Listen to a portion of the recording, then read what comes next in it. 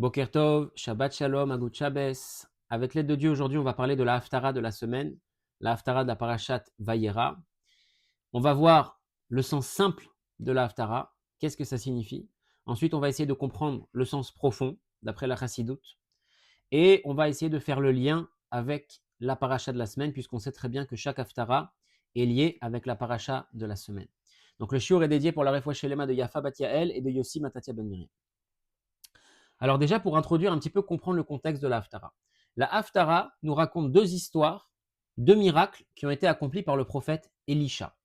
Le prophète Élisha, c'était l'élève par excellence d'Eliaou Hanavi, du prophète Eliaou. Et le Tanar nous raconte qu'à la fin de sa vie, Eliaou Hanavi dit à son élève Élisha, maintenant voilà, il est temps pour moi de quitter ce monde, de monter au ciel, et donc tu ne peux pas me suivre. Élisha lui tient tête, il lui dit non, je t'abandonnerai jamais.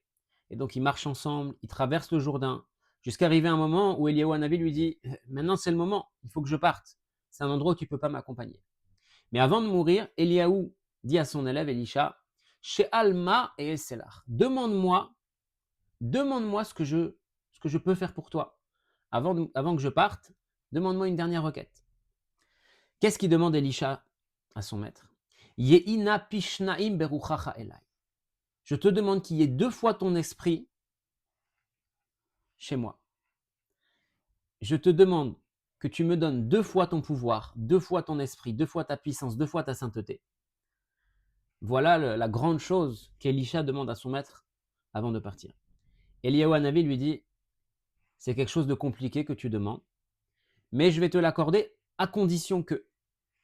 Et Eliaou dit à son élève, im oti lukach meitar ken. Si tu me vois être pris de toi, si tu me vois partir, à ce moment-là, oui, ta requête sera exaucée.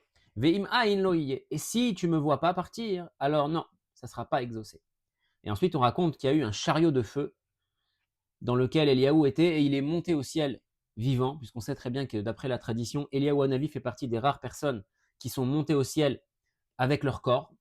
Et donc, Elisha voit la scène de son maître qui monte dans un chariot de feu dans le ciel. Et donc, Elisha s'écrie Avi, Avi, Rechev Israël ou Farashav, mon père, le char d'Israël. Et il déchire ses vêtements. Mais en tout cas, le Tanakh nous dit que oui, Elisha a bien vu son maître Eliaou monter au ciel. Et donc, il a eu, a priori, 2 fois, comme il avait demandé, 2 fois la puissance, 2 fois l'esprit d'Eliaou en lui. C'est pour ça que dans le Tanakh, on nous raconte 8 miracles d'Eliaou Hanavi, et on nous raconte 16 miracles de Elisha, puisque donc il a eu une double portion de l'esprit de son maître. Donc ces 2 miracles, ces 2 histoires qu'on nous raconte dans la Haftara, font partie des 16 miracles au sujet d'Elisha. Alors, quelles sont les 2 parties de la Haftara? On va s'intéresser surtout sur la première partie de la Haftara, mais brièvement, je vais quand même raconter l'histoire de la deuxième partie. La deuxième partie de la Haftara, c'est l'histoire d'une dame qui s'appelle la Shunamite, qui était une femme très riche, très pieuse. Nos sages nous disent que c'était la sœur d'une des femmes de David Ameller, Avishag, si je ne dis pas de bêtises, qui était aussi la Shunamite. En tous les cas, cette femme-là, c'était une femme noble, riche, en lien de parenté avec une des femmes de David Ameller. Et malheureusement, elle n'avait pas d'enfant. Et Elisha voyageait dans plusieurs villes, et à chaque fois qu'il arrivait dans la ville de cette dame, la Shunamite lui proposait l'hospitalité. Elle avait fait en haut dans sa maison une chambre avec une table, avec une chaise, avec un lit, pour que Elisha, quand il vienne, il sache qu'il pourrait aller là-bas, il pourrait avoir tous ses besoins qui sont comblés, et qu'il pourrait servir Hachem tranquillement, sans être préoccupé par les contraintes matérielles. Et donc, à force d'années que Elisha revient chez cette dame, il lui demande un moment, qu'est-ce que je peux faire pour toi? Est-ce que je peux te bénir dans quelque manière que ce soit? Elle lui dit non, j'ai pas besoin. Sauf que le serviteur de Elisha lui fait remarquer, tu sais, cette femme, elle n'a pas d'enfant. Alors Elisha lui fait une bénédiction que l'année prochaine, elle aura un enfant. Bien sûr, c'était l'euphorie, elle n'y croyait pas, mais l'année suivante, elle a eu un enfant, parce qu'a priori, elle était assez âgée. Elle a eu un enfant, et cet enfant a grandi, et quand il était jeune, malheureusement, il y a eu un accident dans le champ, quand il était dans le champ avec son père, et l'enfant est mort. Et donc, la mère de l'enfant, la Shunamite, elle a pris son fils, elle l'a mis sur le lit qu'elle réservait d'habitude pour le prophète Elisha, en haut à l'étage, et elle est partie voir le prophète Elisha, elle a fait le voyage. Et elle lui a dit, voilà, moi j'ai rien demandé, tu m'as dit que j'allais avoir un enfant, et maintenant cet enfant il est mort. Alors Elisha, il fait le voyage dans le sens inverse chez la Shunammite. Et la Torah raconte là-bas un des plus grands miracles peut-être qui puisse exister. Il s'est allongé sur le corps de l'enfant, tout un processus par lequel il a ressuscité cet enfant qui lui-même après est devenu un prophète. Donc ça c'est brièvement la deuxième partie de la Haftara.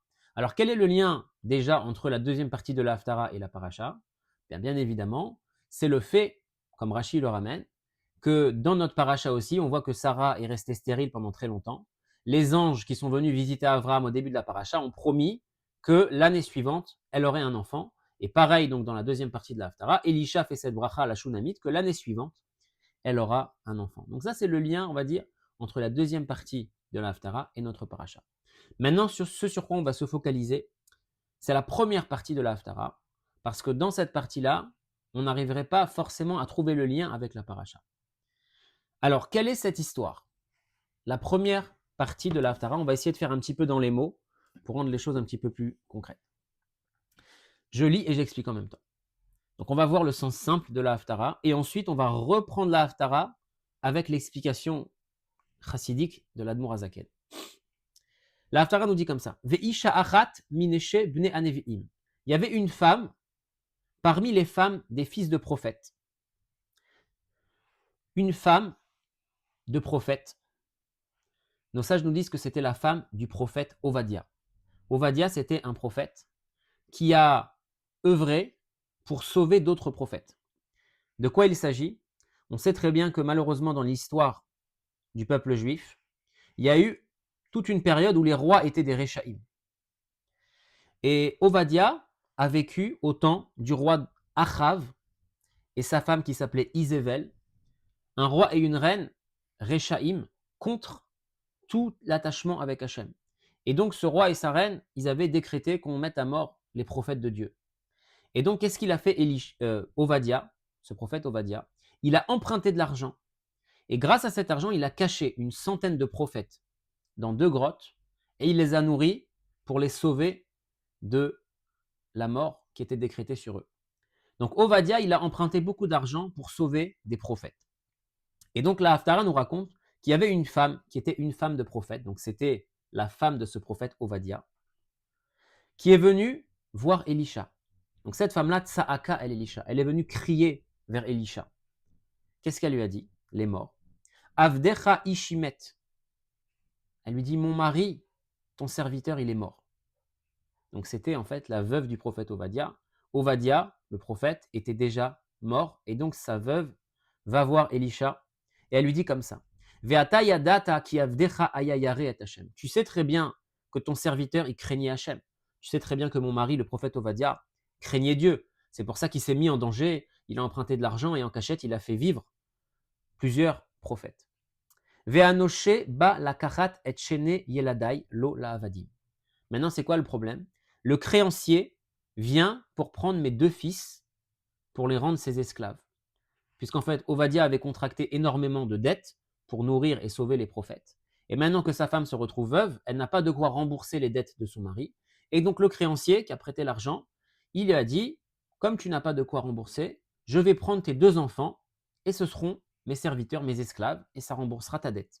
Donc cette veuve, la femme du prophète Ovadia, part voir Elisha, lui fait part de sa détresse et lui dit, voilà, j'ai pas de solution pour rembourser le créancier, il veut prendre mes 2 enfants comme esclaves. Vayomer Eléa Elisha. Elisha lui répond, Ma selach. Qu'est-ce que je peux faire pour toi?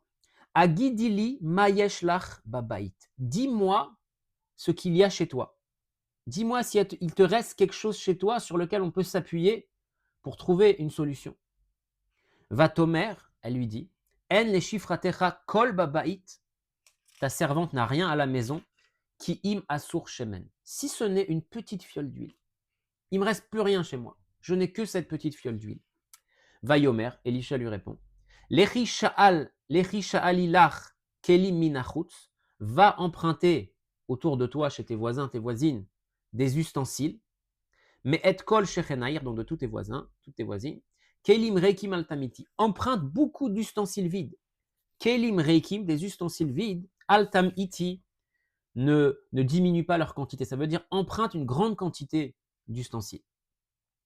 Ou vat, et donc une fois que tu as emprunté ces ustensiles, vesagart adelet ba'ader ou be'ad banair, une fois que tu auras emprunté tous ces ustensiles chez toi, tu vas fermer la porte derrière toi et derrière tes enfants. Veyatsakt al akelim et aele hamale tasi'i. Tu vas prendre cette petite fiole d'huile et tu vas avec remplir les ustensiles vides que tu auras empruntés. Vateler meito vatisgor adelet ba'ada ou ba'ad banea. Donc c'est ce qu'elle a fait, elle a emprunté les ustensiles. Elle s'enferme chez elle avec ses enfants. Magishim elea vei motsaket. Et donc ses enfants lui donnaient les ustensiles et elle remplissait. Et donc, Vaï, Kimlot, Akelim, Batomer, une fois qu'elle avait fini de remplir tous les ustensiles, elle a dit Elbana à ses enfants, Agisha Elai Od Keli, ramenez-moi encore d'autres ustensiles. Vayomer, et son fils lui a répondu, Vayomer Elia En Od Keli, il n'y a plus de Kelim. Vaya Amod Hashemen, et l'huile s'est arrêtée de couler. Donc en fait, il y a eu un miracle, qu'elle avait une petite fiole d'huile chez elle à la maison. Elisha lui dit emprunte des ustensiles vides de tes voisines. Et c'est ce qu'elle a fait. Et avec cette petite fiole d'huile, elle a réussi à remplir d'huile tous les ustensiles qu'elle avait empruntés. Vatavo, pardon, et donc une fois que ça s'est passé, ce miracle, elle est partie. Vataged le ish a Elohim, elle est partie dire, répéter ce qui s'est passé à l'homme divin, donc Elisha, qu'elle était partie voir au départ. Vayomer lechim michi et hashemen. Il lui a dit, donc maintenant que tu as toute cette huile, va vendre l'huile, veshalmi et nishier, et donc tu vas rembourser ton créancier, ve'at u banair tichye banotar, et toi et tes enfants, vous vivrez avec le surplus. Donc avec tout cet argent qu'elle a reçu quand elle a vendu l'huile, elle a pu à la fois rembourser son créancier et elle a pu vivre avec le surplus d'argent qu'elle avait gagné. Ça, c'est l'histoire de la Haftara dans le sens simple. Maintenant, l'Admour Azaken dans un Mahamar, que le Rabbi ramène ici. Le Mahamar, il s'appelle Keshem Shetzoakim Beyechidut al Richuko Melokim Chaim. Mahamar de l'Admour Azaken, qui fait le parallèle entre un chassid qui va chez son rabbi, qui crie, qui pleure chez son rabbi en entretien privé, en Yechidut, du fait de son éloignement envers Hachem. L'Admour Azaken, il fait un parallèle entre ce chassid qui crie et cette femme-là qui est partie voir Elisha. Et maintenant, c'est ce qu'on va essayer d'étudier. C'est toute la Haftara. On va reprendre l'histoire de la Haftara, mais on va l'étudier avec le sens profond de la chassidut. C'est parti. Qu'est-ce qu'elle nous dit la Haftara? On a dit Ve'isha achat min shebnei nevi'im. Il y a une femme parmi les femmes de prophètes. L'Admour Azaken nous dit c'est quoi la notion de la femme? Isha. Isha, c'est la neshama. Quand on dit il y a une femme, Isha achat, une femme, c'est parce que la neshama, elle est toujours unie avec Hachem. Maintenant, on a dit il y avait une femme des prophètes. Mais une des femmes parmi les femmes des prophètes. C'est quoi un prophète? L'Admour Azaken nous dit Nevoua, prophète, prophétie, ça vient du langage de Niv Sefataim, le fait de bouger les lèvres. Nevoua, Niv Sefataim. Le fait de bouger les lèvres, ça veut dire quoi? Ça veut dire qu'un prophète, il est réceptacle pour la parole de Dieu. Dieu transmet sa parole au prophète, et le prophète va répéter, en remuant les lèvres, il va répéter la parole de Dieu. Donc la notion de prophétie, ça veut dire qu'on est un ustensile apte à recevoir la parole de Dieu. Donc une femme, c'est la Neshama qui est un avec Hachem, qui est une des femmes des prophètes. Ça veut dire que la Neshama, c'est un support qui est apte à recevoir la divinité, à recueillir la divinité. Donc en fait, cette femme, c'est la Neshama de chaque juif. Qu'est-ce qu'elle fait, cette femme? Sa'aka el Elisha. Elle va crier chez Elisha. C'est qui Elisha? Dans la partie profonde de l'enseignement. Elisha, c'est Elisha. On peut décomposer en deux mots. Elisha, c'est Eli, mon Dieu. Sha, si on peut dire sauve-moi. Comme il ramène ici le pasouk, Vaïsha Hachem el Evel. Hachem, il s'est tourné quand on a dit que Evel et Caïn, ils ont apporté des offrandes à Hachem dans Parashat Bereshit. Il y a écrit qu'Hachem, il s'est tourné. Il a fait attention, il a regardé, il a pris en considération l'offrande de Evel. Donc, Elisha, c'est les mots Eli, mon Dieu, Sha, tourne-toi vers moi, exauce-moi, sauve-moi. Donc, cette femme-là, c'est la Neshama. Qui va voir Elisha? Sous-entendu, qui va voir Hachem. Donc, on commence à comprendre que cette femme qui va voir Elisha, d'après la Chassidoute, c'est la Neshama de chaque juif qui va crier, qui va épancher sa douleur vers Hachem lui-même. On continue. Qu'est-ce qu'elle lui dit, la femme? Avdecha Ishimet, ton serviteur Mon mari, il est mort. C'est quoi? Ishi, pareil, c'est le mot Esh, le feu Yud. Yud, c'est la lettre Yud, ça symbolise toujours la divinité. Donc quand la femme, elle dit à Elisha, mon mari, ton serviteur, il est mort, l'Admorazaken, il dit Ish Yud, le Esh que j'avais, la flamme, la chaleur que j'avais dans le Yud, dans la divinité, tout mon entrain que j'avais dans Torah et Mitzvot, ça c'est mort chez moi. Donc c'est la Neshama qui dit à Hachem, qui vient pleurer, qui dit voilà, j'avais un entrain dans la Torah, dans les Mitzvot, dans la Tfila, mais tout ça c'est fini. Ishimet, le Esh du Yud que j'avais chez moi, la passion que j'avais pour les choses de la sainteté, c'est mort. Et elle continue. Ve'ata yadata ki avdecha aya yere et Hashem. Tu sais très bien que mon mari, ton serviteur, c'était quelqu'un qui craignait Dieu. Donc là, Neshama, elle dit à Hashem, tu sais très bien qu'avant, quand je te servais avec une flamme et une passion dans le Yud, je te craignais. J'avais une vraie crainte de toi. Et maintenant, tout ça, c'est mort. Et la femme, elle continue. Elle lui dit, et maintenant que mon mari, il est mort, et maintenant que le feu, que la passion que j'avais quand je te servais, Hachem, c'est parti, Ve'anoshe ba la kachat et shnei yeladai lola avadim. Le créancier, il vient me voir, et il veut prendre mes 2 enfants comme esclaves. C'est quoi le créancier, dit l'Admor Azaken? Un noché, c'est la nefesh abamit, l'âme animale. Pourquoi? Parce que le mot noché, créancier, ça fait penser à ce qu'il y a écrit dans le pasouk Kinashani Elokim. Quand Yosef il appelait son fils Ménaché, il a dit parce que Hachem m'a mis dans un environnement qui me fait oublier la maison de mon père. Kinashani Elokim et Betavi, si je ne dis pas de bêtises, ça le pasouk. Hachem il m'a mis dans un environnement qui me fait oublier l'environnement de mon père, de la maison de mon père. Et donc j'appelle mon fils Ménaché pour ne pas justement oublier d'où je viens. Donc Noché, le créancier, ça vient du mot Nashani, que l'âme animale, elle essaye de me faire oublier la divinité. Et le créancier, il veut prendre mes 2 fils pour lui.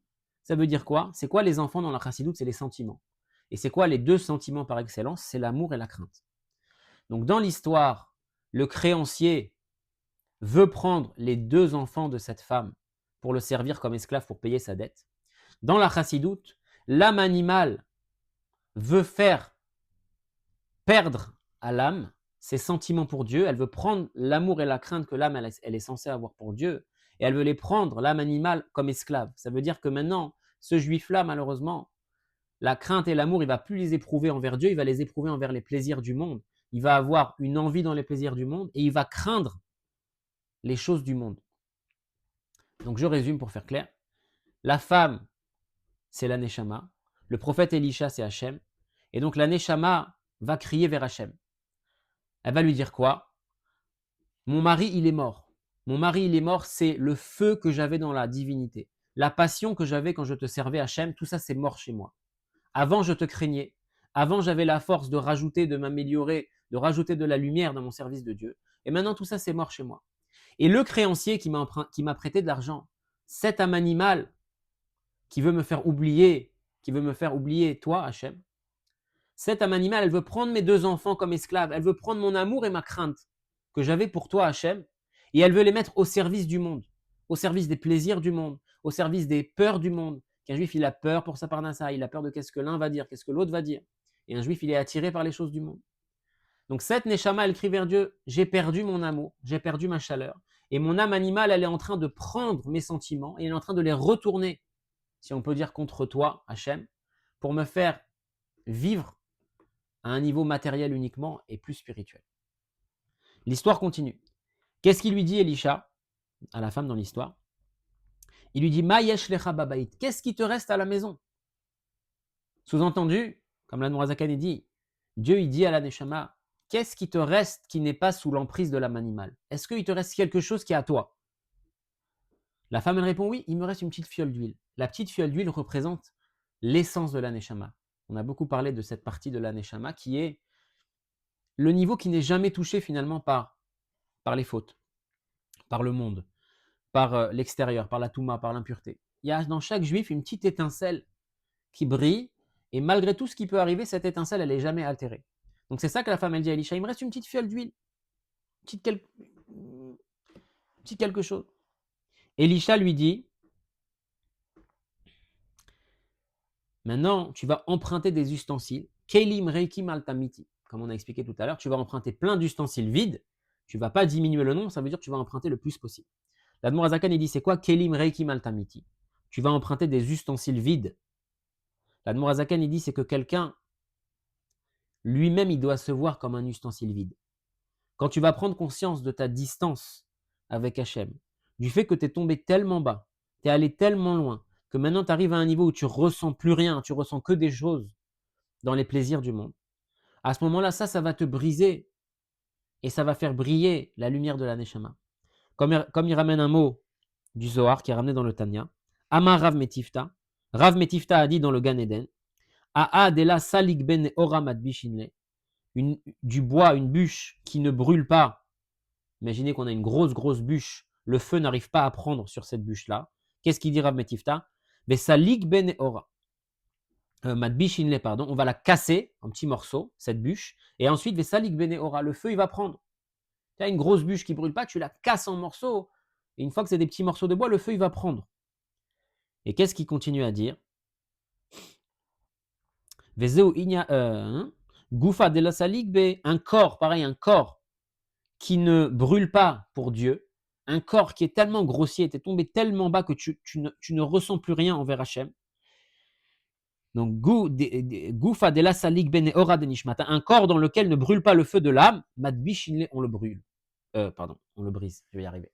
Donc Rav Metifta nous dit, une grande bûche sur laquelle le feu ne prend pas, tu vas la briser en petits morceaux, et là le feu il va prendre. Pareil, le corps d'un juif qui est tombé tellement bas qu'il ne ressent pas le feu de la Neshama, tu vas le briser le corps, et là le feu de la Neshama il va prendre. Donc c'est ça qu'il dit l'Admor Hazaken, c'est ça quand Elisha il dit à cette dame, Kelim reikim altamiti. Dieu il dit à la Neshama, vois-toi quoi, médite au fait que toi-même tu es Kelim reikim. Toi-même, tu es un ustensile vide. Médite sur la distance que tu as mis entre toi et Dieu. Et cette distance va te briser, va te permettre de faire jaillir la lumière de la Neshama encore plus fort qu'avant. Alors, il y a un autre Mahamar où le Rabbi donne deux explications justement sur ce Kelim Reikim. Une des explications, comme on l'a dit, c'est soi-même se voir comme un ustensile vide. L'autre explication que le Rabbi donne, la première explication en réalité, c'est que le Rabbi dit les ustensiles vides, c'est les Torah et les mitzvot sans kavana. Quand Elisha il dit Kelim reikim altamiti, ne diminue pas dans les ustensiles vides, c'est Hachem qui dit aux Juifs, même si tu fais Torah et mitzvot vides d'amour, de crainte, de kavana, c'est pas grave, ne diminue pas. Même si pour l'instant tu ne ressens pas la chaleur, tu n'as pas toutes les intentions, toute la ferveur qu'il faudrait, continue à faire Torah et mitzvot dans un premier temps comme ça. Ça, c'est la première explication de Kelim reikim altamiti, ne diminue pas les ustensiles vides. La deuxième explication, c'est ce qu'on a dit, de soi-même se voir comme un ustensile vide, de soi-même se voir comme loin d'Hachem. Et donc, il s'est passé le miracle qui s'est passé. Et donc, Elisha, il lui dit, tu vas vendre l'huile et tu vivras avec le surplus. Ça veut dire que grâce à cette étape que tu as passée, où toi-même, tu t'es considéré comme un ustensile vide, grâce à ça, tu vas atteindre un niveau encore plus fort qu'au départ. Parce que de l'obscurité, la lumière qui vient de l'obscurité est plus forte que la lumière, on va dire, pure. Donc tu as transformé une situation obscure en quelque chose de positif. Tu as transformé une situation où tu ressentais plus rien pour Dieu, où ça t'a tellement affecté que tu as pu, grâce à ça, réveiller la petite partie de ta Neshama qui était enfouie au plus profond, et tu vas atteindre ensuite une élévation plus forte que ce que tu aurais pu atteindre sans cette descente. Donc ça, c'est la Haftarah d'après la Chassidoute.